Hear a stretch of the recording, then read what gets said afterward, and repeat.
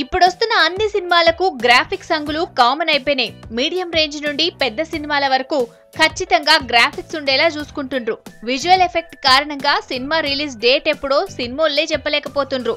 ఇగో ఇప్పుడు అసంటి కష్టమే మరో సినిమాకొచ్చి పడింది. ఇదేదో మస్త్ గ్రాఫిక్స్ అంగులతో తయారైతున్న సినిమా కాదు, అట్లనే చోటా మోటా హీరో సినిమా కాదు.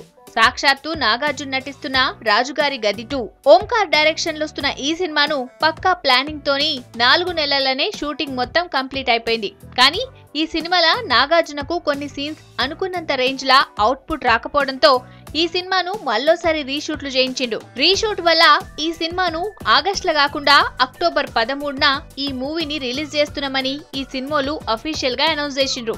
ఈ మూవీలో నాగార్జునతో పాటు సమంత, సీరత్ కపూర్లు ఇతర ముఖ్య పాత్రలా నటిస్తుర్రు.